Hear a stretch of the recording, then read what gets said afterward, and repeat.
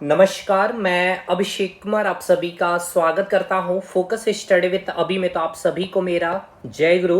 तो चलिए, जेपीएससी और बीपीएससी के जितने भी स्टूडेंट्स तैयारी कर रहे हैं, हम लोग मॉडर्न हिस्ट्री देख रहे थे। मॉडर्न हिस्ट्री में मैंने आपको बताया था गांधी युग जो बहुत ही इंपॉर्टेंट है, चाहे पीटी के पॉइंट ऑफ व्यू से बात कर लीजिए या फिर मेंस के पॉइंट ऑफ व्यू से बात कर लीजिएगा। बहुत स्टूडेंट्स का डाउट रहता है, सर मेंस का भी तैयारी हो जाएगा ना? तो भाई देखिए, आज के इस वीडियो के माध्यम से ये वीडियो यूट्यूब पर भी जाएगी ताकि आपको समझ में आ पाए कि पीटी की भी तैयारी हो जाएगी, मेंस की भी, यानी कि दोनों एग्जामिनेशन की तैयारी क्या आपके द्वारा या कहीं भी आप जा रहे होते किसी भी संस्थान में, तो चीज़ों को समझिए कि कैसे आखिर तैयारी होगी, कैसे पीटी प्लस मेंस की। तो इस वीडियो के माध्यम से आपको कंप्लीट फुल गाइडेंस भी मिल जाएगी और एक टॉपिक भी आपको समझ में आ जाएगा। मेनली हम लोग चंपारण सत्याग्रह के बारे में आज देखने वाले हैं, गांधी जी के, क्योंकि गांधी जी के हमने 2 क्लासेस कर रखे हैं भाई। एक तो हमने उनका कुछ व्यवहारिक विचारधारा समझा और उनके पारिवारिक जीवन से संबंधित जो सवाल प्री लेवल पे पूछ लिए जाते उसको हमने जाना। दूसरे क्लास में साउथ अफ्रीका में बहुत इंपॉर्टेंट सेशन, जिसमें आपका प्री से भी क्वेश्चन देखने को मिलेगा, प्री में भी और मेंस में मैंने आपको बता ही दिया है कि डायरेक्टली आपसे पूछा जा सकता है कि गांधी जी की क्या भूमिका रही साउथ अफ्रीका में, या फिर गांधी जी ने क्या क्या योगदान दिया साउथ अफ्रीका में। जैसे मैंने आपको बताया था, जितनी साउथ अफ्रीका को चाहिए तो उससे कई गुना अधिक गांधी जी वहां देकर के आ चुके थे। नेक्स्ट, आज हम लोग तीसरे क्लास में गांधी जी का आगमन भारत में देखेंगे और भारत में आगमन के दौरान सबसे पहला सत्याग्रह, जिसको आप कह रहे होंगे चंपारण सत्याग्रह का नाम दिया जाएगा, उसके बारे ही पूरा डिटेल एनालिसिस करेंगे। और ये एनालिसिस करने का मतलब है मेंस लेवल पे आप चीजों को लिख पाइए और पीटी में जो आपका क्वेश्चन बनेगा चंपारण सत्याग्रह तक, यानी भारत के आगमन 1915 यानी कि 9 जनवरी 1915 में आ रहे हैं गांधी जी, और 19 अप्रैल 1917 में, मतलब इसको मैं क्लियर यहाँ पे लिख के बताऊं, जैसे कि गांधी जी आ रहे हैं भारत कब? 9 जनवरी 1915 भाई, है ना। 9 जनवरी को प्रवासी दिवस मनाते हैं और चंपारण सत्याग्रह की घटना 19 अप्रैल 1917। तो बस अब ये 2 साल की जो घटना है, अब इस घटना को पूरा समझना होगा, पूरा सुनना होगा, हर एक सिस्टमेटिक वे क्रमबद्ध से चीजों को जानना होगा। तो अब आप उसके बाद मेंस में लिखने लायक बन जाएंगे। अब ऐसा नहीं है ना, मेंस में आपसे केवल चंपारण सत्याग्रह हो, आपसे पूछा क्या गया था जेपीएससी का अगर क्वेश्चन उठा कर देखिए या किसी भी पीसीएस का मेंस का उठा करके देखिएगा, तो गांधी जी का राष्ट्रीय जो मतलब जो नेशनल मूवमेंट रहा, यानी कि जो राष्ट्रीय आंदोलन जो रहा, उसमें गांधी जी की भूमिका, तो उस राष्ट्रीय आंदोलन में आप चंपारण सत्याग्रह से ही चीजें स्टार्ट करेंगे। तो भाई चंपारण सत्याग्रह को कैसे लिखेंगे वो आज आप सुनिए। और पीटी लेवल पे तैयारी तो देखिए, पीटी लेवल की जो तैयारी है ये फ्लो चार्ट आपका देखिए, क्योंकि आप अभी एकदम बेसिक से तैयारी कर रहे हैं, इसलिए मैं यहाँ पे नहीं लाना चाह रहा हूँ फ्लो चार्ट में तुरंत ही। लेकिन जब आप एट द एग्जामिनेशन प्री के जस्ट 1 महीने के पहले की मैं बातें कर लूँ, तो यही फ्लो चार्ट ही आपको काम दिलाएगा पीटी क्रैक करने के लिए। अब समझिए पीटी की पढ़ाई कैसे होगी। अब पीटी की पढ़ाई आपने कर ली, गांधी जी के भारत के आगमन को समझ लिया और चंपारण सत्याग्रह को समझ लिया, तो अब ये नोट्स जैसे कि आपको अपलोड भी मैंने एप्लीकेशन में कर देनी है, इस क्लास को खत्म होने दीजिए। जैसे कि देखिए यहाँ पे महात्मा गांधी जी का भारत में आगमन, ठीक है। तो अब इस नोट्स में तो कुछ थोड़ा सा डिटेल मैंने कर दिया है, क्योंकि मैंने कहा कि ये बैच पीटी प्लस मेंस के लिए है, तो ये नोट्स तो काम आएगा ही, साथ के साथ जो बातें मैं बताऊंगा मेंस में वो काम आ जाएगा।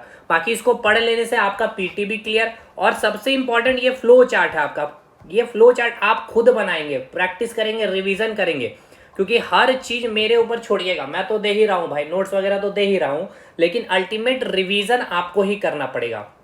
तो देखिए पीटी के अगर पॉइंट ऑफ व्यू से मैं गांधी जी के चंपारण सत्याग्रह, या फिर मैं अगर अफ्रीका से यानी कि लंदन जब पढ़ने जा रहे हैं यहाँ से मैं रिवीजन करना चाहूँ, तो देखिए कैसे फटाफट चीजें मैं रिवाइज करूंगा एग्जामिनेशन के जस्ट बिफोर 1 सप्ताह 2 सप्ताह पहले।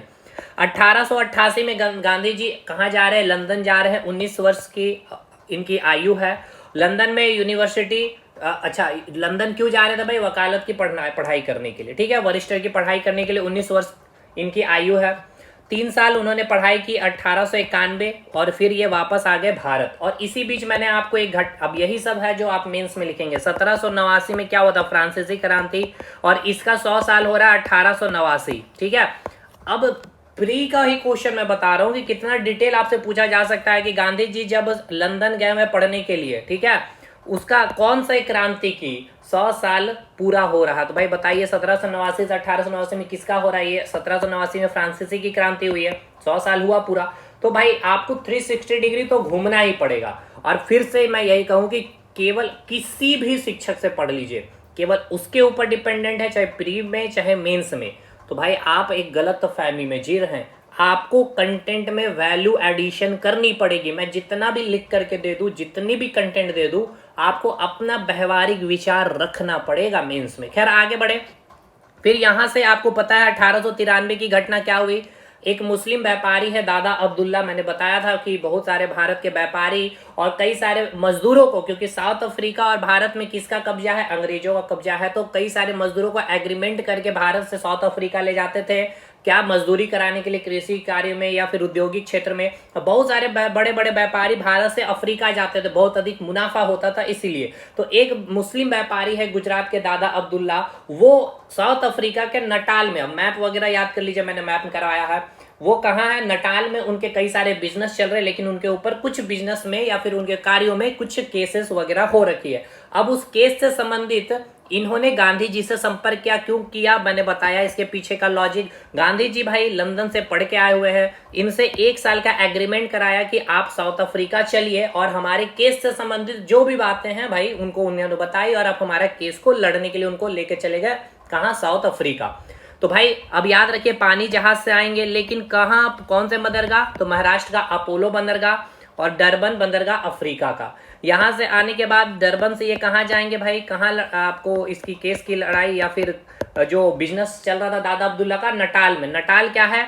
साउथ अफ्रीका का ही एक राज्य है। जैसे भारत में एक राज्य है झारखंड बिहार, उसी प्रकार नटाल राज्य की राजधानी पूछ लिया जाए तो प्रिटोरिया हो। यहीं पर क्या है, इनको केस लड़ना था गांधी जी को। अब इसी के दौरान इनको फर्स्ट क्लास एसी बोगी में इनकी टिकट कटवा दी गई है। लेकिन अफ्रीका में क्या है? काले रंग, यानी कि सॉरी, रंग भेदभाव, यानी कि रंग के आधार पर भेदभाव, काले गोरे के आधार पर यहाँ पर भेदभाव की नीति थी। तो फर्स्ट क्लास एसी बोगी में जो काले, यानी कि जो भारतीय को काले ही माने जाते, तो उनको फर्स्ट क्लास एसी बोगी में चढ़ने की मनाही थी। लेकिन गांधी जी को ये बातें नहीं मानी, तो उन्होंने फर्स्ट क्लास एसी बोगी में चढ़ लिया।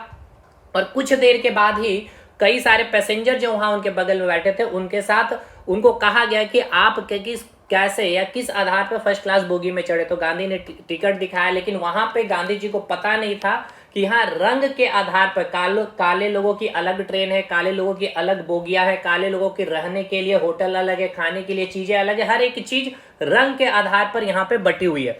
तो उसी फिर उन कहा क्या हुआ, मैंने यहाँ घटना बताया था कि टीटी आए और उनको अगले railway station Pietermaritzburg railway station में इनको उतार दिया गया।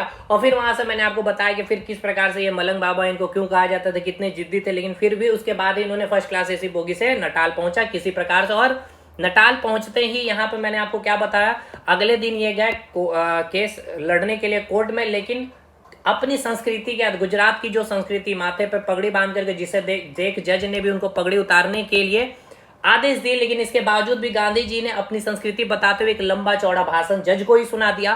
फाइनली जज ने कहा कि भैया आप पगड़ी पहने रहिए, आपकी जो भी बातें हैं केस से रिलेटेड आप बताइए। और फिर ये न्यूज पूरे मीडिया में छपी अफ्रीका में, और ये जब न्यूज छपी अगले दिन, और वहां के जो भारतीय जो अफ्रीका में रह रहे थे, ये न्यूज पढ़ने के बाद गांधी जी के मतलब कि विचारधारा से या गांधी जी से बहुत ज्यादा प्रभावित हुए। बहुत सारे लोग गांधी जी से मिलने आने लगे अफ्रीका में ही, जो भारतीय थे, भारतीय मजदूर हो चाहे भारतीय बिजनेसमैन हो, और गांधी जी का साथ दिए। और 1894 में ही अगले वर्ष क्या हो गया, नटाल राष्ट्रीय कांग्रेस की स्थापना। वेरी वेरी इंपॉर्टेंट, कहां पे? साउथ अफ्रीका में। किसने और कब? गांधी जी ने 1894 में। इंडियन नेशनल कांग्रेस नहीं है ये। और फिर उसके अगले साल गांधी जी भारत वापस आ रहे हैं, और भारत में उन्होंने एक मैगजीन लिखा है, ग्रीन पंपलेट मैगजीन, जिसमें जो अंग्रेजों का जो रंग के आधार पर जो भेदभाव की जो नीतियां थी उसके बारे खूब गांधी जी ने लिखा। और जब वो मैगजीन पूरे विश्व में, ठीक है, पूरे विश्व में पढ़ी गई, और ये मैगजीन जब अंग्रेजों ने पढ़ा तो अंग्रेज जो अफ्रीका में थे वो काफी नाराज है गांधी जी से। अब गांधी जी अपने वाइफ और दोनों बच्चे के साथ, दोनों बच्चे यानी हरीलाल और मनीलाल के साथ जब अफ्रीका आ रहे थे, तो अफ्रीका के डरबन बंदरगाह में बहुत सारे अंग्रेज उपद्रवी जो है उनके ऊपर जानलेवा हमला करने के लिए या फिर उनके जहाज में कई सारे ऐसे हमले किए भी गए। लेकिन किसी प्रकार साउथ अफ्रीका की पुलिस की सहायता, सुरक्षा के मदद से गांधी जी डरबन बंदरगाह में लैंड किए और उनसे कहा गया कि आप के ऊपर जो भी जानलेवा हमला हुआ है उनका नाम आप थाने में दायर करिए और उनको या उनके ऊपर एफआईआर करिए, उन सभी को जेल में, क्योंकि भाई गांधी जी एक बहुत बड़े वकील थे, ठीक है, लंदन से पढ़ के आए हुए थे।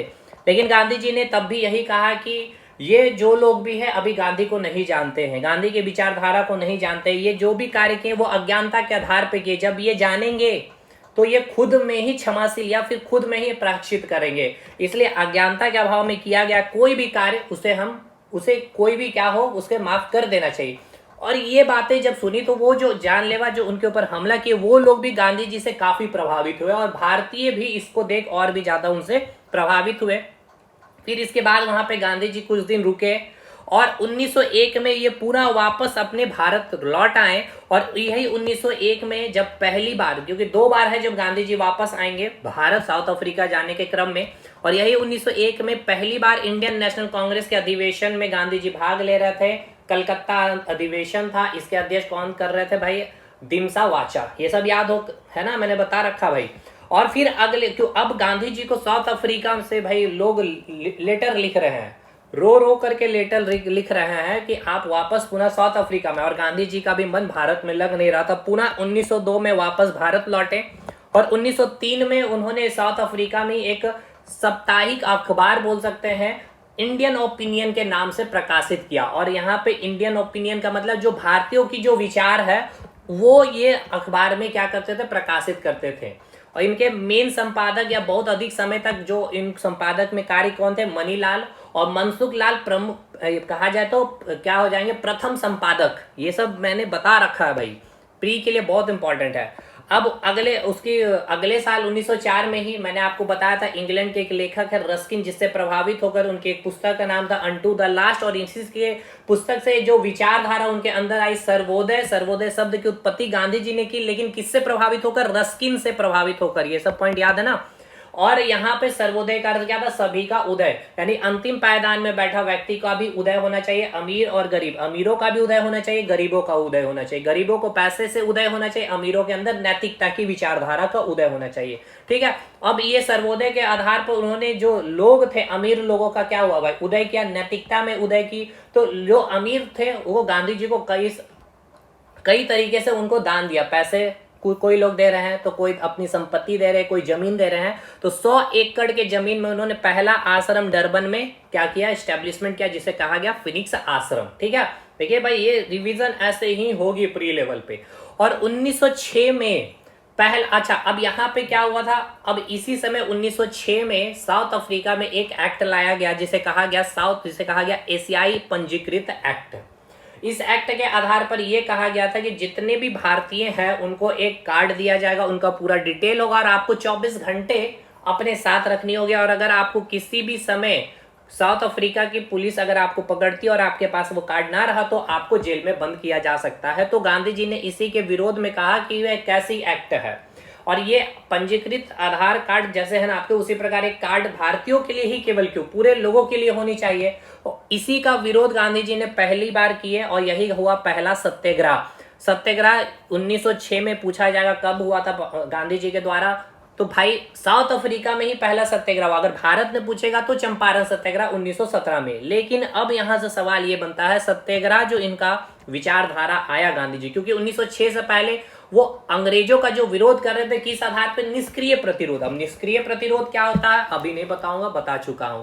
सत्याग्रह जो शब्द गांधी जी ने लाए किससे प्रभावित होकर? तो मैंने आपको बताया था कि रूस के एक लेखक हैं जिनका नाम है लियो टॉलस्टॉय, और इनकी घटना मैंने आपको बताई कि 1789 से लेकर 1889 के बीच जो 100 साल का वर्ष हो रहा था, यानी कि 100 वर्ष पूरे हो रहे थे फ्रांस की क्रांति थी की, तो फ्रांस के पेरिस में एफिल टावर का उद्घाटन हो रहा था इसी 100 साल क्रांति के पूरा होने के उपलक्ष्य में। और रूस के जो लेखक थे लियो टॉलस्टॉय कहाँ जा रहे थे भाई?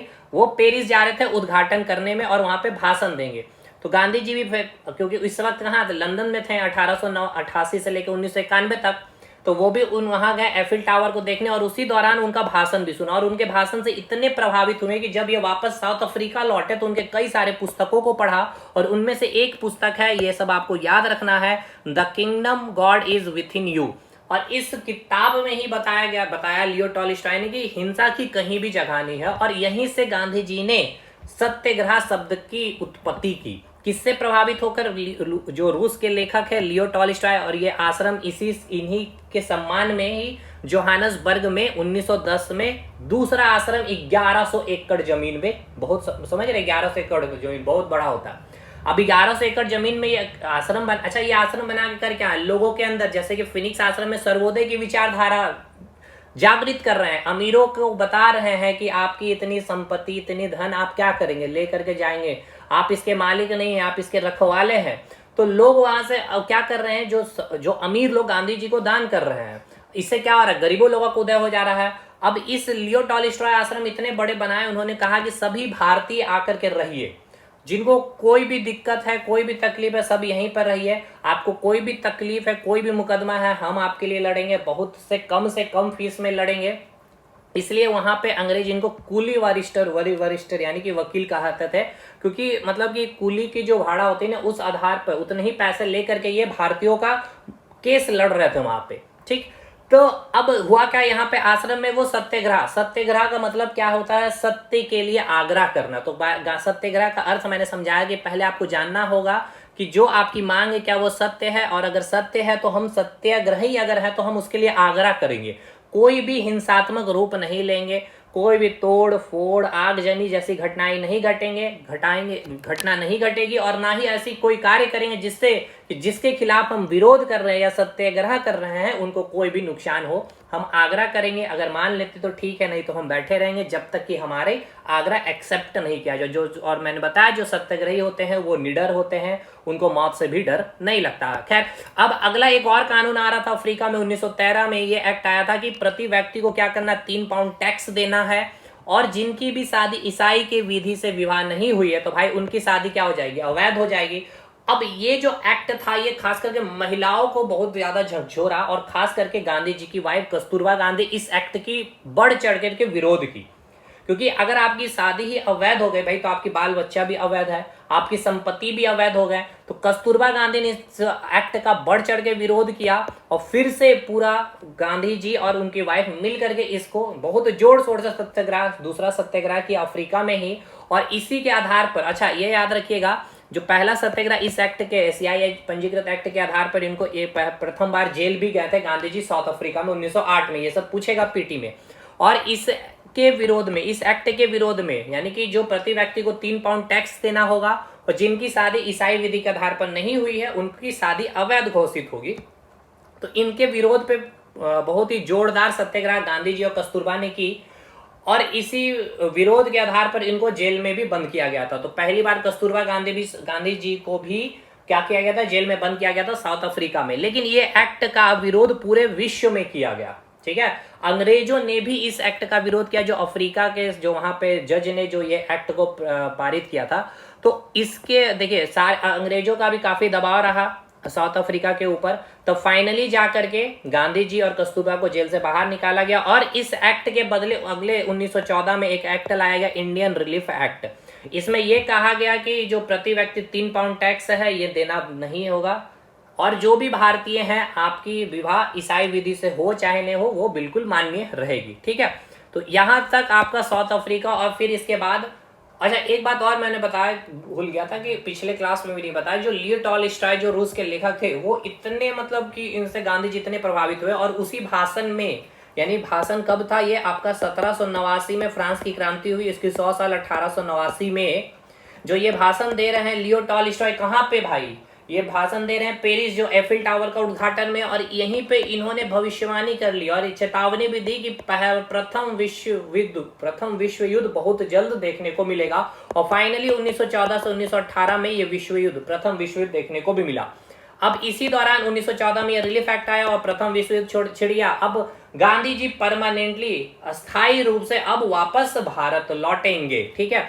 और मैंने ये भी बताया था कि इसी साउथ अफ्रीका के जो भी क्रम के दौरान हमने देखा कि इनके जो पॉलिटिकल गुरु रहे हैं गोपाल कृष्ण गोखले जी, ठीक है, वो गांधी जी से इतने प्रभावित हुए, वहां के न्यूज़पेपर में भी गांधी जी के बारे छप रही थी, जो जो चीजें यहाँ साउथ अफ्रीका में कर रहे थे, कि गांधी जी से इतने प्रभावित हुए गोखले कि वो गांधी जी से मिलने साउथ अफ्रीका आए, ठीक है, और मिले, उनको बताएं और बहुत बधाइयां भी दी उनको। और जब गांधी जी वापस जब भारत लौट रहे हैं 1915 में, तो गोपाल कृष्ण गोखले इनको कहते हैं कि आप अभी कुछ भी भारत आकर के कोई भी बयानबाजी या कोई भी भाषण में अभी पार्टिसिपेट ना करिएगा या ना ही कुछ बोलिएगा। सबसे पहले आप भारत का भ्रमण करिए, भारत को जानिए, भारत को समझिए। और ये जब भारत अस्थायी रूप से परमानेंटली जब वापस आ रहे थे तो इनकी एज कितनी है भाई, तो मैंने क्या बताया था, 19 वर्ष में ये कहाँ गए थे, इंग्लैंड पढ़ने के लिए, लंदन पढ़ने के लिए। 3 साल रह लिए तो कितना हो गया उम्र, 22 साल।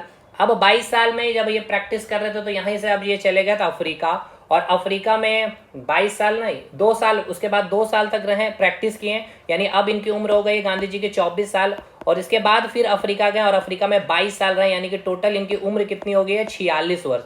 यानी कि भारत में गांधी जी आ रहे हैं बूढ़े होकर के भाई, यानी अपनी पूरी जवानी साउथ अफ्रीका में ही लगभग निकाल दी थी 22 साल तक।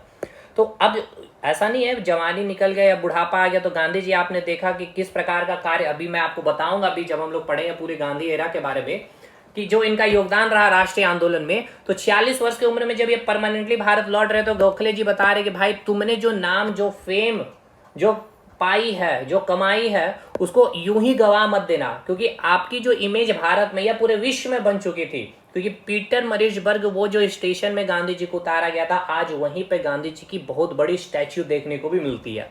तो गोखले उनको कहा कि आप अभी पहले भारत का भ्रमण करिए, भारत की संस्कृति को जानिए, भारत की सामाजिक स्थिति की जानिए, भारत की जो भौगोलिक स्थिति है उसको पहले समझिए। तो गांधी जी जब भारत आए तो वो सबसे पहले कुछ समय 1 साल 1.5 साल तक वो केवल भारत का भ्रमण ही किए, इसीलिए गोखले को उन्होंने अपना राजनीतिक गुरु भी माना है। और बहुत अधिक समय तक गोखले गांधी जी के साथ नहीं रहे, कुछ सालों तक ही रहे। और सबसे मेन ये जो इनको कहा गोखले, और इसी कारण गांधी जी ने इनको अपना राजनीतिक गुरु भी माना था, ठीक है।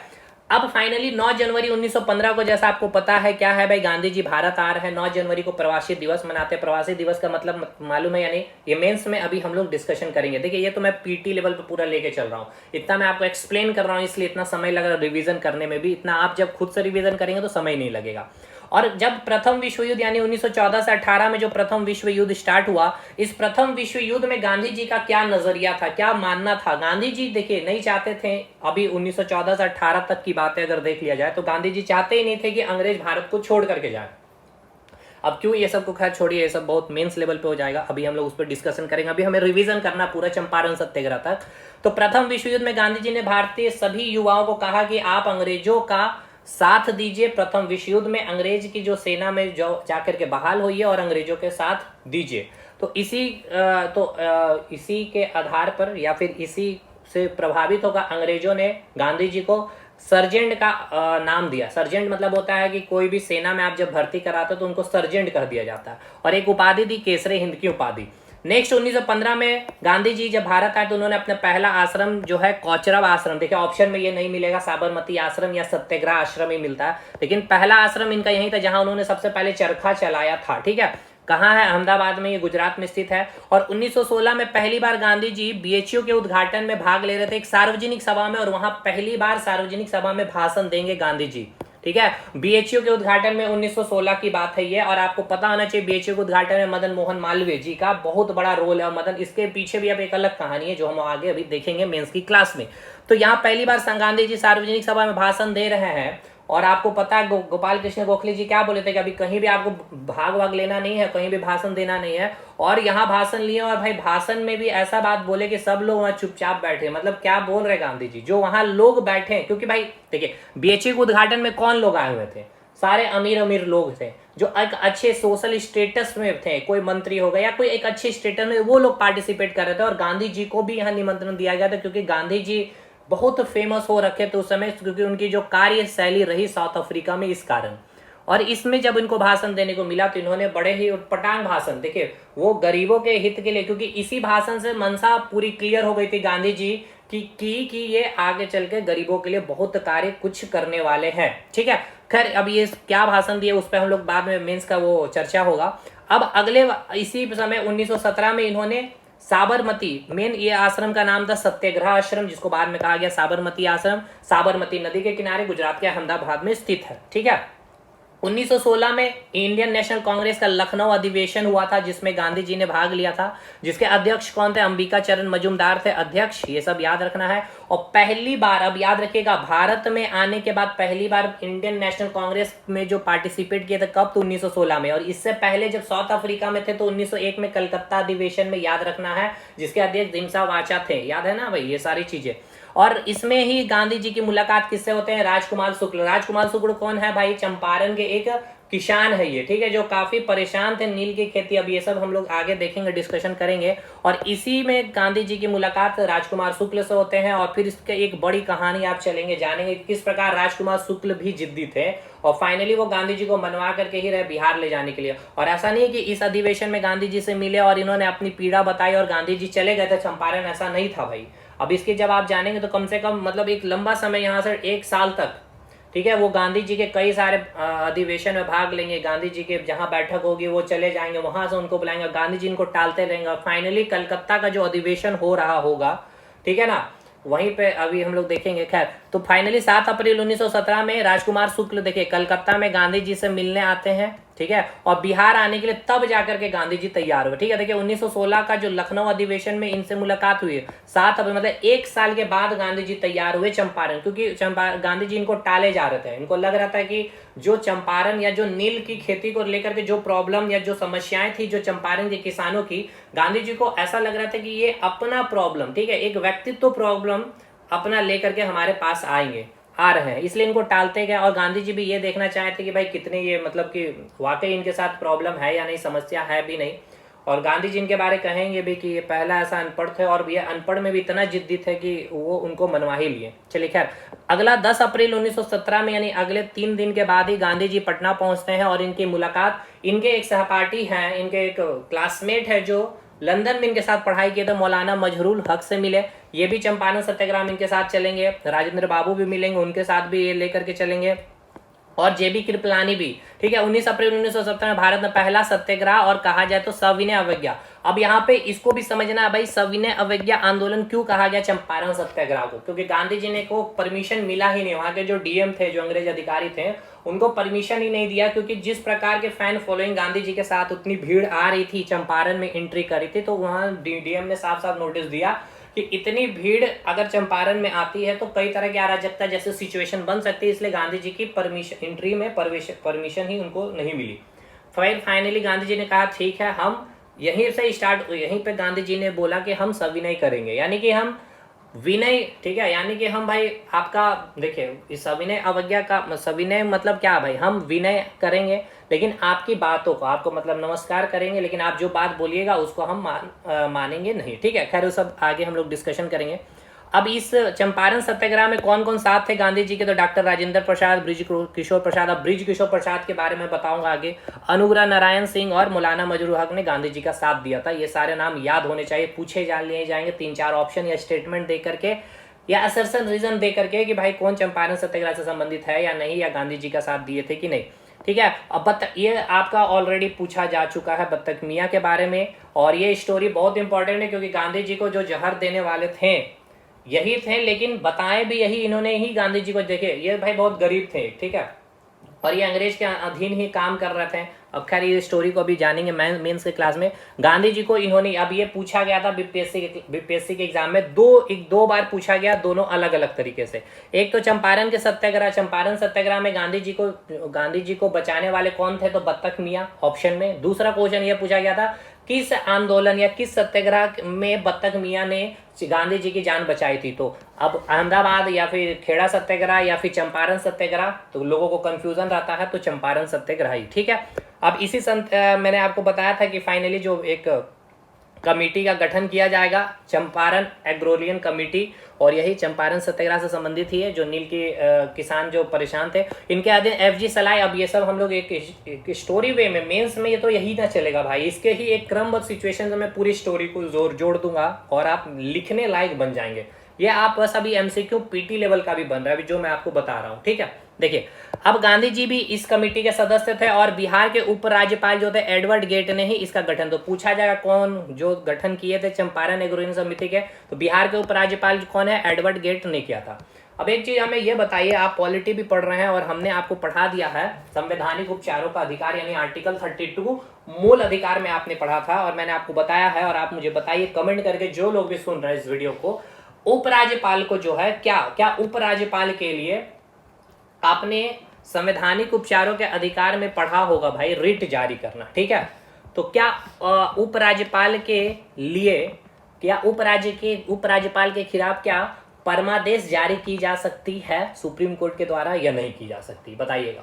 अब मैं आपको इतना बता देता हूँ, हिंट दे देता हूँ, उपराज्यपाल का पूरा कंट्रोल केंद्र सरकार के, यानी कि केंद्र सरकार के अधीन ही होकर के वो काम करती है। चलिए मैं देखता हूँ कितने लोग बता पाते हैं भाई। रिट के बारे में आपको पांचों रिट को समझना होगा, ठीक है ना, चाहे परमादेश हो जाए, खैर चलिए हटाइए वो पॉलिटी की बात, मैंने वो शायद मैं लेक्चर यूट्यूब पर भी डालूंगा। अब यहाँ कमेटी, अच्छा मेन चंपारण के किसानों का प्रॉब्लम क्या था, सबसे पहले अंग्रेज जो थे, जो नील के व्यापारी जो होते थे उनको कहा जाता था, नील के व्यापारी कौन थे, अंग्रेज थे, उनको नीलई कहा जाता था। नीलई यानी कि जो नील का बिजनेस कर रहे होते हैं। तो उन्होंने 5 कटिया पद्धति लाया, लेकिन वहां चंपारण किसान राजी नहीं हो, तो फिर उसको 1960 में लाया था, फिर 1967 में उसको 3 कटिया पद्धति में बदल दिया और फाइनली वहां के बिहार के जो चंपारण के जो किसान थे वो राजी हो गए थे 3 कटिया पद्धति में। खैर ये सब अभी इतना आपको नहीं समझ में आएगा क्योंकि ये मैं अभी आपको पूरा एक एक चीज कहानी के तौर पे बताऊंगा। तो 3 कटिया पद्धति समाप्त किया गया इस कमेटी का रिपोर्ट जब आया और 25% कर भी कम कर दिया गया था। और रविन्द्रनाथ टैगोर ने ये पहला सत्याग्रह गांधी जी का भारत में, और ये सत्याग्रह ऐसी जिसमें गांधी जी की जीत भी हुई और बिना हथियार के, बिना लड़े, बिना खून बहाए, बिना किसी को एक चोट सिंगल आदमी को लगे हुए। तो इसीलिए रविन्द्रनाथ टैगोर ने इस चंपारण सत्याग्रह की सफलता में गांधी जी को महात्मा की उपाधि दी, ठीक। और चंपारण सत्याग्रह पूछा जाएगा कैसा सत्याग्रह था, तो किसानों के लिए लड़ा गया था यह सत्याग्रह, इसलिए कृषक सत्याग्रह है। और इस जो नील व्यापारी जो नील मजदूर जो नील किसान थे, उनकी जो भी समस्याएं थी, उनकी जो समस्याओं को बताया गया था, एक पुस्तक थी नील दर्पण पुस्तक, जिसके रचयिता कौन थे, दीनबंधु मित्र, ठीक है। तो भाई ये पूरा चंपारण सत्याग्रह का ये हो गया पीटी लेवल का कंटेंट, ठीक है। अब इसको मैंने थोड़ा डिटेल करके यहाँ पे लिख दिया है, अब समझिएगा। देखिए यहाँ पे मैंने डिटेल करके लिखा है, तो ये तो अब आपको नोट्स तो पढ़ना ही है, ये फ्लो चार्ट का मैंने पूरा चीज आपको समझा दिया है। अब लेकिन स्टोरी जो है अब आपका यहाँ से चलेगा। देखिए स्टोरी, इसको कहना बहुत हद तक ठीक है क्योंकि हिस्ट्री पूरा स्टोरी बेस्ड ही होता है, और लेकिन यहाँ समझना होगा क्योंकि अभी मैंने जितनी चीजें बताई वो इतनी मतलब इतना स्मूथ वे में नहीं हुआ है, या फिर इतनी चीजें ही नहीं थी भाई, इसमें बहुत डेप्थ में अब आप जब जाएंगे तब नील की खेती के भी जो 2 आधार होते थे वो चीज़ आपको समझना होगा, मेंस में उसको ही लिखना होगा, तभी चीज़ें बातें बनेगी।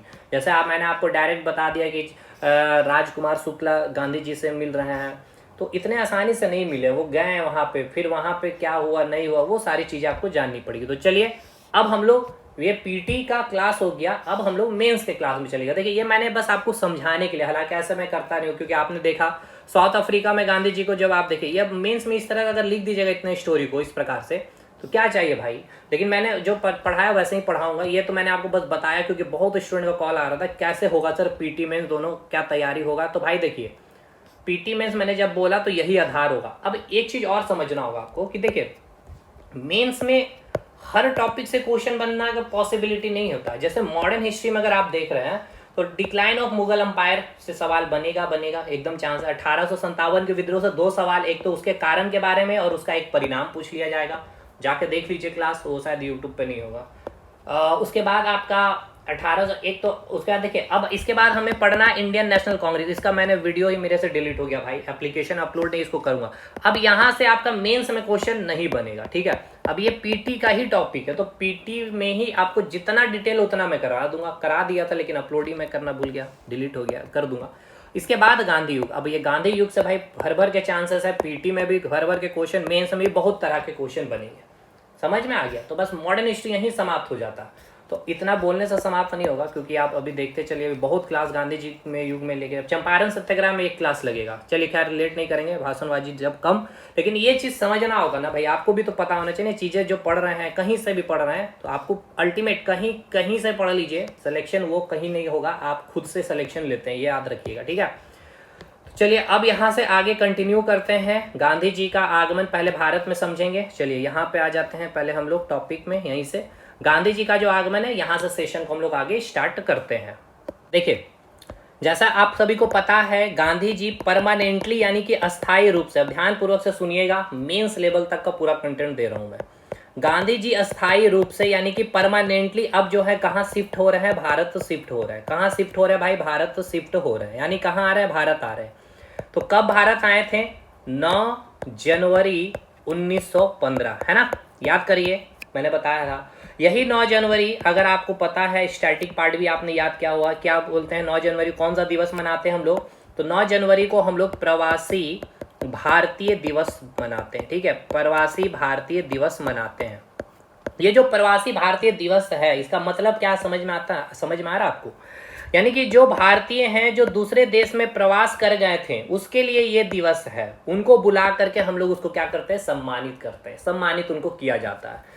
क्लियर हो गया, प्रवासी भारतीय दिवस, इसके बारे में भी थोड़े मेंस में लिखेंगे ना तो भाई बहुत अच्छा लगेगा, पता है कि आपको जानकारी है प्रवासी भारतीय दिवस, केवल याद नहीं कर लिए कि गांधी जी 9 जनवरी को आए इसलिए प्रवासी भारतीय दिवस। इसका मतलब ये होता है प्रवासी भारतीय दिवस का कि जो भारतीय दूसरे देश में प्रवास कर गए हैं, ठीक है, उसके लिए ये दिवस मनाया जाता है, प्रवासी भारतीय दिवस। उनको बुलाया जाता है भारत और उनको सम्मानित किया जाता है। क्लियर है भाई। अब इस समय क्या है आपको पता है, फर्स्ट वर्ल्ड वार स्टार्ट हो रखी है पूरे विश्व में 1914 से लेकर के 1918 तक, ठीक है। जब गांधी जी भारत आए इस समय क्या चल रहा है, प्रथम विश्व युद्ध। अब इसी समय गांधी जी परमानेंटली भारत आ चुके हैं। अब आपको ये समझना होगा कि गांधी जी की जो नजरिया है इस प्रथम विश्व युद्ध के लेकर के, ठीक है, क्या नजरिया है, तो गांधी जी ने जो नजरिया प्रथम विश्व युद्ध के प्रति जो बताया या जो देखने को मिला या जो जानते हैं, जो किताबों में पढ़ा जाता है, गांधी जी का ये मानना था या गांधी जी ये सोच रहे थे कि अंग्रेज भारत के लिए एक अच्छा शासक है। देखिए ये जब फर्स्ट वर्ल्ड वार पूरे विश्व में छिड़ रही है, गांधी जी का जो नजरिया है उनका ये सोचना है कि जो अंग्रेज हैं एक अच्छा शासक है हमारे लिए, यानी भारत के लिए। गांधी जी का ये सोचना है अभी, क्यों, क्योंकि अंग्रेज के कारण ही आज पूरे भारत में अगर देखिए तो रेलवे का डेवलपमेंट देख रहे हैं, सड़क का निर्माण हो रहा है, भारत का एकीकरण यानी जो अखंड भारत की जो बात करते हैं उसको सभी भारत के जो छोटे छोटे जो राजाओं हैं, नहीं तो भाई अगर अंग्रेज नहीं होते तो जो छोटे छोटे जो राजा ना अपने अपने क्षेत्रों में बढ़ गए होते, यानी पूरा भारत ही बढ़ गया होता, तो इसको एक करके रखा हुआ ये अंग्रेज है। इसीलिए गांधी जी की जो अभी विचारधारा थी या जो नजरिया है अभी, ये इस समय की बातें मैं कर रहा हूँ 1914 से 18 के बीच में, कि इनकी जो नजरिया है जो अंग्रेज है एक अच्छा शासक है भारत के लिए, क्योंकि कई सारे विकास चाहे रेल के क्षेत्र में हो, चाहे रोड ट्रांसपोर्टेशन देख लिया जाए, या भारत को एकीकरण करके अखंड भारत की जो बातें हो रही है उसमें जो है काफी जो पूरी की पूरी तरह से जो रोल निभा रही है वो अंग्रेज निभा रही है, ठीक है। तो नजरिया समझ में आ गया कि अभी गांधी जी अंग्रेजों को भगाने के मूड में बिल्कुल नहीं है, ठीक है। ऐसा नहीं सोचना कि 9 जनवरी 1915 को भारत आ रहे हैं तो अब बस स्टार्ट हो गए गांधी जी अंग्रेज को भगाने के लिए, ऐसा बिल्कुल नहीं था, ठीक।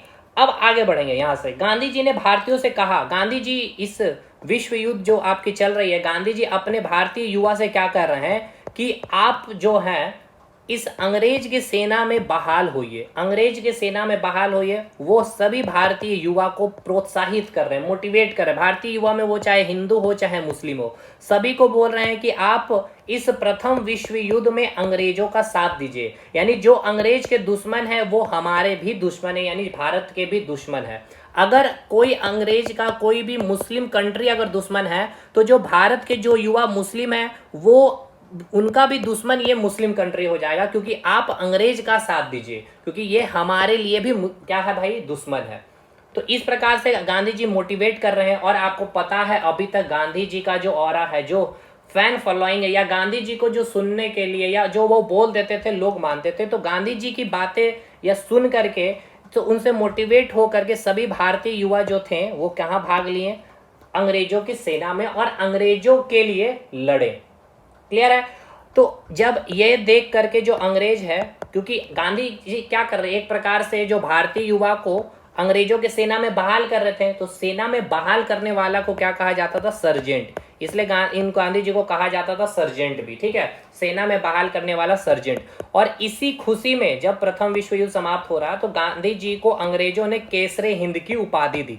क्यों उपाधि दी, समझ में आया, क्योंकि भारतीय जो युवा थे उनको इन्होंने क्या कहा, क्या करा, इनको सेना में बहाल करवाया, अंग्रेजों के सेना में बहाल करवाया, और अंग्रेजों के लिए, अंग्रेजों के साथ क्या क्या भाई युद्ध लड़ने को कहा था। इसलिए इनको केसरे हिंद की उपाधि भी दी गई थी।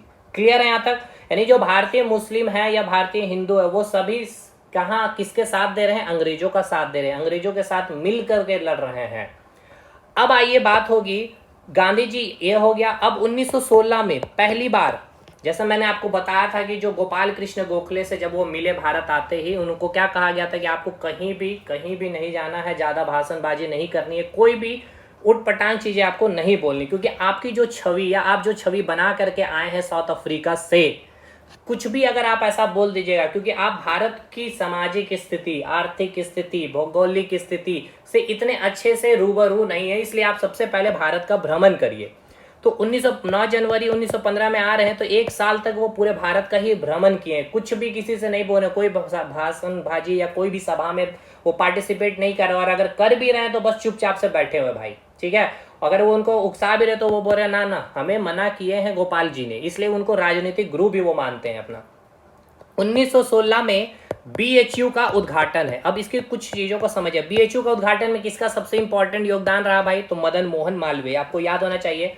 और यही 1916 में बीएचयू के उद्घाटन में ही गांधी जी प्रथम बार एक सार्वजनिक सभा में क्या करेंगे, भाषण देंगे, ठीक है, समझिएगा।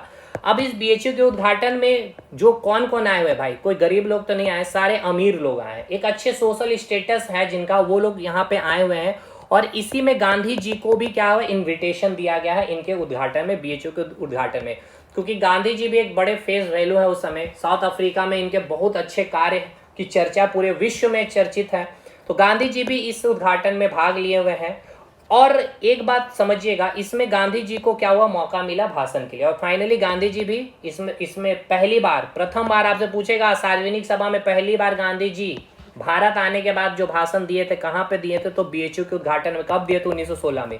अच्छा, बीएचयू के उद्घाटन में आपको पता होना चाहिए मदन मोहन मालवीय जी के बारे में, ठीक है, बहुत बड़ा इनका योगदान है। और इनका अगर आपने कुछ कहानियां सुनी है तो भाई ये भी कम जिद्दी नहीं थे, इनसे भी आपको सीखना होगा, क्योंकि आज अगर हमें कोई एक बार मना कर दे तो हम कहते भाई, जैसे कि आप किसी के पास गए कि भैया हमें नोट्स चाहिए, अगर नहीं दिया नोट्स या किताब या कुछ भी पैसा, तो आप उसको क्या बोल देते, भाई घमंडी है, या उसके खिलाफ भी मोर्चा छोड़ देते हैं।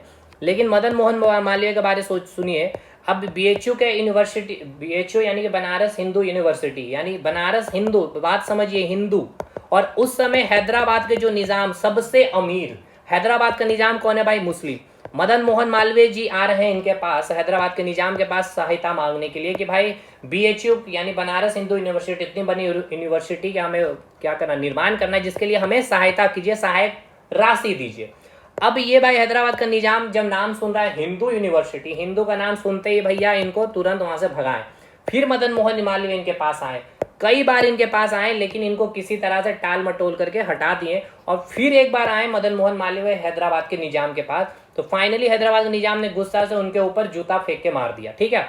अब मदन मोहन मालवीय जी क्या कर रहे, उस जूते को लेकर के पूरे बड़े बड़े पोस्टर में क्या लिख रहे हैं कि हैदराबाद के जो निजाम है उन्होंने बनारस हिंदू यूनिवर्सिटी के निर्माण के लिए अपने जूते को क्या कर रहे हैं, नीलाम कर रहे हैं, तो जो खरीदना है खरीदे। अब सोचिए, अब ये बात जब हैदराबाद के निजाम तक पहुंची कि भाई मदन मोहन मालवीय जी उनके जूते की नीलामी कर रहे हैं और ये बता रहे हैं कि बनारस हिंदू यूनिवर्सिटी, एक खराब मैसेज जाएगा ना भाई कि इतना बड़ा जो हैदराबाद के जो निजाम है आपसे सहायक राशि मांगने का और आप जूते की नीलामी कर रहे हैं उसके बदले। तो फाइनली हैदराबाद के निजाम ने कहा भैया ये पोस्टर वगैरह हटाइए और आप हमारे पास आए। फाइनली मदन मोहन मालवीय जी हैदराबाद के निजाम के पास आ रहे हैं और उनको कहा कि जितनी भी सहायक राशि चाहिए आप लीजिए और ये पोस्टर वगैरह जो भी भाषणबाजी कर रहे हैं ये सब हटाइए। तो सोच लीजिए कितनी जिद्दी थे। और फाइनली मदन मोहन मालवीय का इसलिए कहा जाता बहुत बड़ा योगदान था। खैर ये हो गया आपका, यहाँ से थोड़ा मदन मोहन मालवीय जी के बारे में समझ में आ गया कि हमें भी देखिए कोई मना कर रहे हैं या फिर एक बार हार रहे हैं, 2 बार हार रहे हैं, तो छोड़ना नहीं है, लगे रहना है जब तक कि सफलताएं नहीं मिल जाए। अब आगे बढ़िए। अब इस बीएचयू के उद्घाटन में गांधी जी का पहला भाषण है भाई। अब इनको मना किया गया है, गोपाल कृष्ण गोखले ने मना भी किया था कि भैया बाहर कुछ भी कहीं भी भाषण वगैरह मत करिएगा, ठीक है। अब यहाँ पे भाई आए गांधी जी, और जब ये भाषण देने लगे तो भाषण में भी भाई बड़े ही दुख की बात है कि उन पटांग वजह से भाषण यहाँ इन्होंने देने लग गया। गांधी जी क्या बोल रहे हैं भाषण में, सुनिएगा। गांधी जी भाषण में बोल रहे हैं कि बहुत दुख की बात है, मतलब वहां के लोग ये बात जैसे ही सुने कि बहुत दुख की बात है, और यहाँ के सब बैठे अमीर लोग या हाई सोशल स्टेटस के लोग बीएचयू के उद्घाटन को बोल रहे हैं बहुत दुख की बात है। गांधी जी कह रहे हैं दुख की बात है कि इतना बड़ा विश्वविद्यालय का उद्घाटन है और इस उद्घाटन में कहीं भी हमें गरीब वर्ग के लोग नजर नहीं आ रहे हैं। मतलब इसी भाषण से या इस घटना से ही सभी लोगों को या फिर गांधी जी की जो मंशा थी वो पूरी क्लियर सबको देखने को मिली। गांधी जी कह रहे हैं कि यहाँ से कोई भी गरीब वर्ग के कोई भी नजर नहीं आ रहे हैं, सारे अमीर लोग ही यहाँ पर बैठे हुए हैं। यूनिवर्सिटी तो जो है ये अमीरों के लिए भी है और गरीबों के लिए, तो फिर यहाँ पे एक भी गरीब वर्ग के लोग क्यों नहीं दिख रहे हैं, ठीक। उनकी बहुत बड़ी संख्या में यहाँ भी होनी, यानी कि जो गरीब हैं उनकी भी बहुत बड़ी संख्या यहाँ पे दिखनी चाहिए थी। गांधी जी की जो मंशा है भाई इस भाषण से पूरी तरह से साफ हो रही थी कि भारत में अब ये कुछ ना कुछ बहुत बड़ा करने वाले हैं गरीबों के लिए, ठीक है। आगे अब ये जो भी करने वाले हैं अमीरों के बीच बैठ ये गरीबों को या सोच रहे हैं, अगर इतने बड़े अमीर लोग बैठे हैं और उनके बीच वो गांधी जी गरीबों को याद कर रहे हैं, तो इनकी मंशा साफ है कि ये गरीबों के लिए काम करने वाले हैं। क्लियर है। तो अब यहां से चीजों को समझिएगा। यही 1916 में बीएचयू का उद्घाटन है, यहां पे इन्होंने भाषण दिया। अब 1916 दिसंबर में इंडियन नेशनल कांग्रेस का एक सेशन है, कहां, लखनऊ में, ठीक है। लखनऊ सेशन है जिसके अध्यक्ष कौन है, अंबिका चरण मजूमदार जी। क्लियर है भाई, यहां तक चीज है। और इस सेशन में गांधी जी भी इसके सदस्य बने थे, ठीक है। गांधी जी भी यहाँ पे भाग लिए हुए हैं। मतलब इतना, अच्छा छोड़िए, थोड़ा सा यहाँ पे जो भी चीजें हमने आपको बताया है एक बार मैं आपको यहाँ पे वो सारे फैक्ट को एक बार रिकॉल करवा देता हूँ। चलिए एक बार रिवाइज कर लेते हैं, उसके बाद यहाँ से चलेंगे 1916 के लखनऊ अधिवेशन से इंडियन नेशनल कांग्रेस को जोड़ते हुए। 9 जनवरी 1915 में गांधी जी भाई भारत आ गए हैं। 9 जनवरी को प्रवासी भारतीय दिवस मनाते हैं। क्यों मनाते हैं, भारतीय जो दूसरे देश में प्रवास कर गए उसके लिए ये दिवस है, उनको बुला करके उनको क्या किया जाता है, सम्मानित किया जाता है। मैंने बताया आपको। गांधी जी जब भारत आए हैं तो प्रथम विश्व युद्ध चल रहा है, 1914 से 18 प्रथम विश्व युद्ध है। और गांधी जी प्रथम विश्व युद्ध में अंग्रेजों का क्या किए थे भाई, साथ दिए थे, याद है ना। उनका नजरिया क्या है मैंने आपको बताया है। और सभी भारतीय युवकों को क्या कर रहे हैं, प्रोत्साहित कर रहे हैं, मोटिवेट कर रहे हैं कि अंग्रेजों के सेना में बहाल होइए और अंग्रेजों का साथ दीजिए। इस कारण गांधी जी को प्रथम विश्व युद्ध में भर्ती करने वाला सर्जेंट भी कहा जाता है। और इसी से खुश होकर अंग्रेजों ने गांधी जी को केसरी हिंद की उपाधि भी दी थी, ठीक है। यहां तक चीजें आपको क्लियर है। चलिए भाई आगे बढ़े। गांधी जी को भारत में गांधी जी का पहला आश्रम भारत में पूछा जाएगा तो भाई कोचरब आश्रम कहाँ है, गुजरात के अहमदाबाद में है। और साबरमती आश्रम, इसे ही सत्याग्रह आश्रम भी कहते हैं, 1917 में इन्होंने बनवाया था। गांधी जी पहली बार आपसे पूछेगा सार्वजनिक रूप से कब भाषण दिया था, तो फरवरी 1916 में बीएचयू के उद्घाटन में सार्वजनिक सभा में भाषण दिए थे। यहां तक हम लोगों ने अभी पढ़ लिया, ये फैक्ट चीज मैंने आपको बता दिया। अब यहां से चीजों को ध्यानपूर्वक से समझिएगा। यहां से अब स्टार्ट होगा आपका चंपारण सत्याग्रह। तो चलिए चंपारण सत्याग्रह यहां से समझते हैं एक एक करके, पूरी टाइमलाइन से चीजों को समझते हुए चलिएगा। अभी तक यहां तक समझ में आ गया कि पहली बार गांधी जी की सार्वजनिक भाषा आपने देख लिया कहां, 1916 फरवरी 1916 बीएचयू के उद्घाटन में इन्होंने दिया था, ठीक है। अब देखिए चंपारण सत्याग्रह से पहले समझिएगा, पहले बिहार का आप एक बार मैप बना लेंगे। यहां पे अगर मैं आपको चंपारण दिखाऊं तो ये रहा आपका चंपारण, ठीक है। ये हो गया आपका चंपारण, क्लियर है। अब इसको समझिए, थोड़ी सी चीजों को टाइमलाइन को मैं जोड़ता हूं स्टोरी के साथ में। 1813 की बात है, ये मैंने आपको बताया भी था जब पूरी एक्ट को मैंने पढ़ाया था। 1813 के बाद क्या हुआ था, 1813 के बाद जो अंग्रेजों की जो नीतियां थी वो क्या थी भाई, बदल गई थी। क्या बदल गई थी, उन्होंने क्या किया था, कृषि का वाणिज्यकरण। अब वाणिज्यकरण, ये सब वर्ड्स आप फैमिलियर होंगे, मैंने बहुत बार क्लासेस में बताया है। क्या रहा था 1813 में, हुआ क्या, जो एक्ट आया आपका चार्टर एक्ट 1813 का, इसमें हुआ क्या, जो ईस्ट इंडिया कंपनी की जो मोनोपोली थी, जो ट्रेड पे जो मोनोपोली थी, उसको समाप्त कर दिया गया। और इसी चार्टर एक्ट के तहत भारत का जो बाजार है वो सारे इंग्लैंड के व्यापारियों के लिए खोल दिया गया। केवल आपका अभी चाय और चाइना के साथ ट्रेड केवल ईस्ट इंडिया कंपनी कर रहा था, वो भी 1833 में समाप्त कर दिया जाएगा। समझ में आया? यानी 1813 से देखेंगे जब आप, तो यहां पे मैंने आपको बताया कि अंग्रेजों की जो नीतियां हैं वो बदली।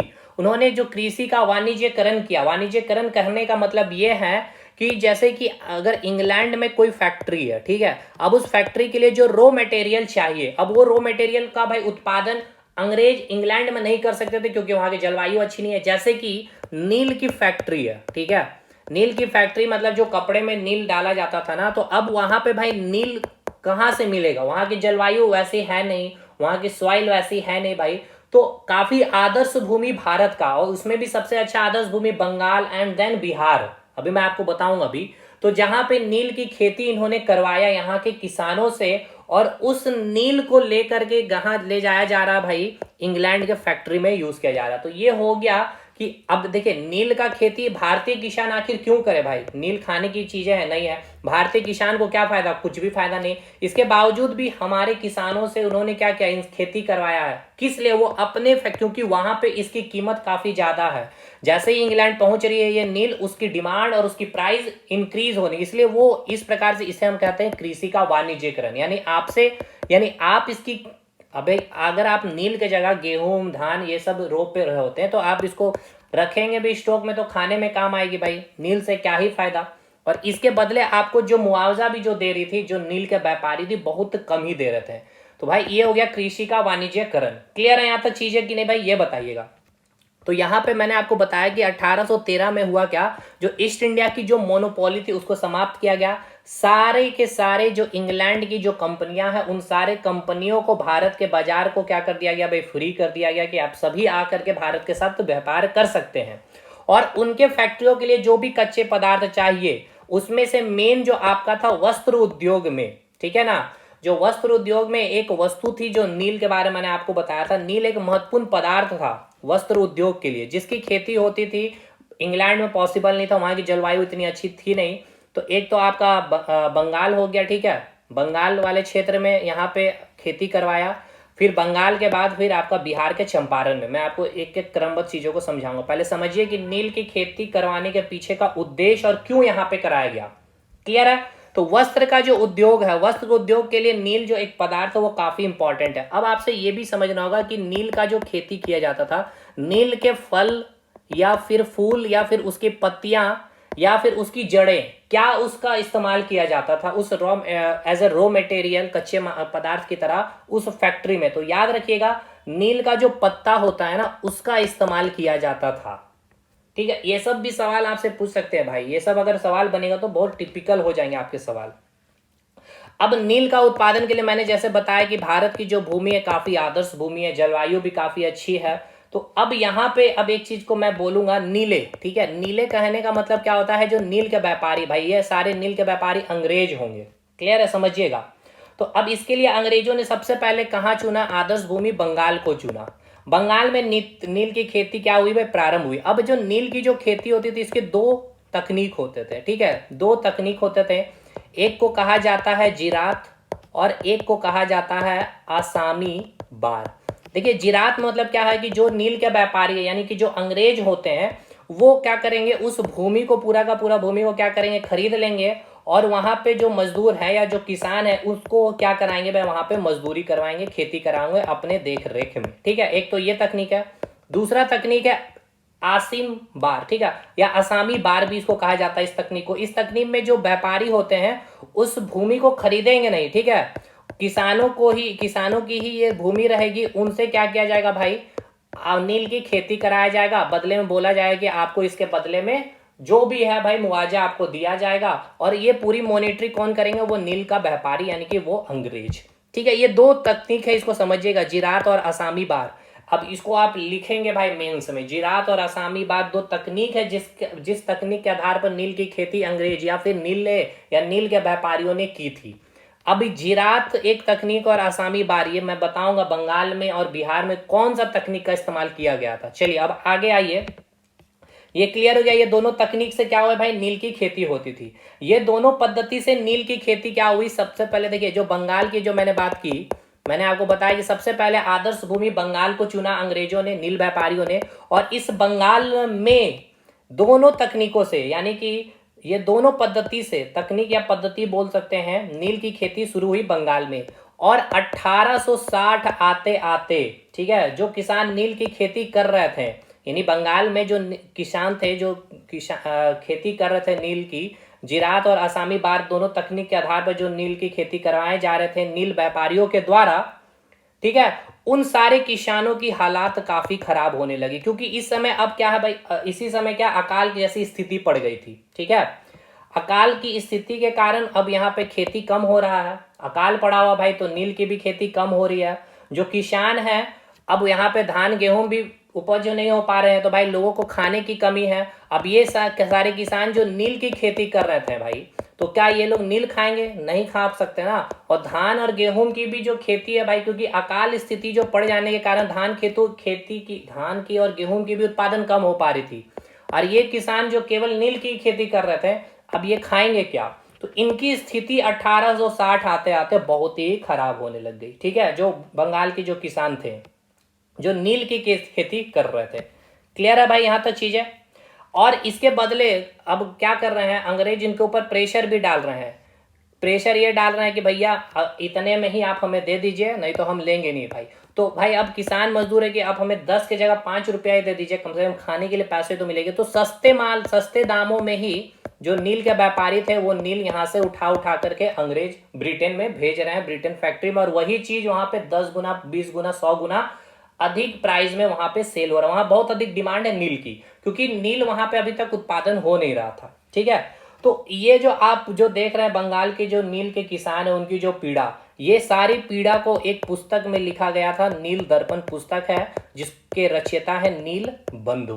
क्लियर है भाई, ठीक है, समझ में आया। तो नील दर्पण पूछा जाएगा, नील बंधु में नील बंधु नहीं है भाई, नील दर्पण तो पुस्तक की नाम है। और इनके जो रचयिता है दीन बंधु मित्र, इनको, ठीक है, दीन बंधु मित्र, फ्लो में मैंने बोल दिया, दीन बंधु मित्र ने इस पुस्तक को लिखा है। और इस पुस्तक में किसकी समस्या की चर्चा है, जो बंगाल के जो नील के जो किसान खेती कर रहे थे उनकी जो समस्याएं हैं, उसकी चर्चा इस पुस्तक में आपको देखने को मिलता है। और यही 1860 या 1859 में ही नील का विद्रोह भी आप देखने को मिलता है, ठीक है। तो 1860 आते आते क्या भाई, स्थिति खराब है बंगाल के नील के किसानों की। भाई अब वो किसान, बंगाल के जो किसान है वो नील की खेती करेंगे भी नहीं अब, क्योंकि स्थिति ही खराब है। तो अब जो नील के व्यापारी है भाई, अब बंगाल को छोड़ेंगे वो, ठीक है, यानी अब वो बंगाल को छोड़ेंगे, अब दूसरे ऐसे आदर्श भूमि, ऐसी जगह को खोजेंगे जहां पे नील की खेती। तो अब ये वहां से आए होंगे चंपारण में, ठीक है, बिहार का चंपारण। यहां तक समझ में आया कि नहीं, पहले ये बताइए। तो ये डेट याद रखिएगा, 1860 में कहाँ आ रहे हैं जो नील के व्यापारी अंग्रेज, वो चंपारण आ रहे हैं। किस लिए, नील की खेती करवाने किसान से। और यहाँ के जो किसान है वो किस तकनीक के आधार पर, तो देखिए बंगाल में दोनों तकनीक के आधार पर नील की खेती की गई थी। लेकिन जो बिहार के जो किसान ने आसामी बार, यानी कि वहां के बिहार के किसानों ने अपने भूमि को अंग्रेजों को दिया नहीं था, बेचा नहीं था, बस उसके अधीन होकर के नील की खेती की थी। तो यहां से आगे अब एक बार पहले मैं आपको रिकॉल कर देता हूं फटाफट, क्या क्या चीजें आपको मैंने बताया। हमने आपको बताया कि इस घटनाक्रम को कैसे मैंने चीजों को जोड़ा, तो एक बार यहां से मैं लिखते चलता हूं। देखिए हमने आपको क्या क्या बताया। 1813 का चार्टर एक्ट से मैंने आपको बताया कि जो अंग्रेज की जो नीतियां थी वो क्या हुई, बदली। यहाँ पे जो ईस्ट इंडिया कंपनी की जो मोनोपोली थी, उस मोनोपोली को समाप्त किया गया। और इंग्लैंड के जितनी भी कंपनियां थी सभी को क्या किया गया भाई, ऑफर दिया गया, भारत आइए। और भारत में सभी इंग्लैंड की कंपनियां आकर के व्यापार कर सकती है। केवल चाय और चाइना के साथ अभी केवल ईस्ट इंडिया कंपनी की मोनोपोली थी, वो भी 1833 के चार्टर एक्ट में समाप्त हो जाता है। अब यहाँ पे इसी 1813 के चार्टर एक्ट में जो बदली नीतियां, उसमें क्या था, कृषि का वाणिज्यकरण किया गया। कृषि का वाणिज्यकरण में मैंने आपको ये बताया कि जो अंग्रेज में जो फैक्ट्रियां हैं उनको जो रॉ मटेरियल चाहिए वहां पे उत्पादन होगा नहीं। तो अब यहाँ के जो किसान है, भारत किसानों से वो रॉ मटेरियल उत्पादन करते थे और यहाँ पे इसको 10 रुपया में खरीदते थे और वही जाकर के यहाँ फैक्ट्रियां में देते थे 100 रुपया में। और वो फैक्ट्रियां प्रोडक्ट बना करके हजारों 2000 में बेच रहे होते थे। इस तरह से भाई मुनाफा ये लोग कमा रहे थे। उसी में से एक मैंने आपको बताया था नील के बारे में, ठीक है, किसके बारे में? नील के बारे में। नील का इस्तेमाल किया जाता था कहाँ पे? तो जो वस्त्र उद्योग है, ठीक है ना, जो वस्त्र उद्योग है वहां पे नील का इस्तेमाल किया जाता था। नील की खेती कराई गई भारत में, क्योंकि वो आदर्श भूमि या वो आदर्श जलवायु अंग्रेज इंग्लैंड में थी नहीं। और सबसे पहले नील की खेती कहाँ शुरुआत की गई? भारत में, तो बंगाल में। दो तकनीक मैंने बताया था, एक जिरात और असामी बार, और इन दोनों तकनीक के आधार पर बंगाल में क्या हुई? नील की खेती कराई गई किसानों को, नील के बंगाल के किसानों से। अच्छा, एक चीज यहाँ पर मैंने आपको ये बताया नील के बारे में। हाँ, जो नील की जो खेती हो रही थी, नील का जो नील पदार्थ, उस नील की खेती में किसका यूज किया जाता था? तो पत्ता का, फूल का या जड़ का, किसका इस्तेमाल किया जाता? तो याद रखिएगा, पत्ते का। नील का जो पत्ता होता था ना, उसी को as a raw material factory में, वस्त्र इंडस्ट्री में, यानी जो कॉटन इंडस्ट्री बोल लीजिए, वहां पे इस्तेमाल किया जाता था। ठीक है, ठीक, यहां तक चीजें क्लियर है। अच्छा, ये दो तकनीक, एक है जिरात और आसाम में। जिरात में क्या था भाई? जो नील व्यापारी, जो अंग्रेज होते थे, वो जमीन को ही खरीद लेते थे, यहाँ पे खरीदते नहीं थे, बस मॉनिटरिंग करके किसानों से खेती करवाते थे। फाइनली यहाँ के जो किसान थे बंगाल के भाई, काफी नुकसान उनको हुआ, क्योंकि अकाल जब पड़ा 1860 आते आते, उस समय क्या कर रहे हैं? अब ये किसान भाई नील की खेती कर रहे हैं। अब नील को तो अगर ये खेती कर भी रहे हैं तो भाई, अगर इनके पास बचा हुआ भी नील, तो इनको तो खाएंगे नहीं। अब अकाल जैसे सिचुएशन है, धान की, गेहूं की, इनकी भी भाई उपज उतनी हुई नहीं उस साल। तो भाई अब ये लोग खाने के लिए भी मतलब इनके लाले पड़ रहे हैं। और जो नील की खेती की, उनको भी अंग्रेजों ने सस्ते दाम में खरीदना शुरू कर दिया, क्योंकि भाई बोल रहे हैं अंग्रेज इनको कि अगर देना है तो दीजिए, अदरवाइज आप रख लीजिए। अब ये नील रख करके क्या करेंगे? तो सस्ते दामों में ही इनको खरीदे, तो इनकी स्थिति पूरी खराब थी। और यही 1859, याद रखिएगा, नील का विद्रोह स्टार्ट हुआ। और नील का जो खेती था, आपने देख लिया, यहाँ पे बंगाल में समाप्त हुआ। अब जो नील व्यापारी है, अब अलग एक जगह खोज रहा होगा नील की खेती के लिए। तो वो अगला जो जगह है हमारा चंपारण, बिहार का। ठीक है, यहाँ पे जो तकनीक जो इस्तेमाल की जाएगी नील के खेती के लिए, वो क्या है? असामी बार। असामी बार में क्या होता है? जो किसान होंगे वो अपनी भूमि को देंगे नहीं अंग्रेजों को, अंग्रेज खरीदेंगे नहीं। ठीक है, अंग्रेज वहां पे मॉनिटरी करेंगे, बाकी वहां बिहार यानी कि चंपारण के जो किसान है वो वहां पे क्या करेंगे? खेती कर रहे होंगे। अब यहां से नेक्स्ट क्लास में सेशन को पूरा चंपारण, अब आप समझ में आ गए, चंपारण पहुंच चुके हैं अंग्रेज नील व्यापारी। नील की खेती के लिए पूरा आपका बेसिक बन चुका है, और पूरा पीटी लेवल पे मैंने चीजें आपको करवा दिया है। अब मेंस लेवल चल रहा है, एक क्लास में चलेंगे और चंपारण सत्याग्रह को पूरी चीजें खत्म करेंगे। उसके बाद फिर अहमदाबाद वगैरह जितनी भी मूवमेंट चलेगी वो सब हम लोग देखेंगे। ठीक है भाई, चलिए, ये यूट्यूब पर भी जाएगा सेशन, बताइएगा कैसा लगा। मिलेंगे अगले वीडियो में, तब तक के लिए धन्यवाद।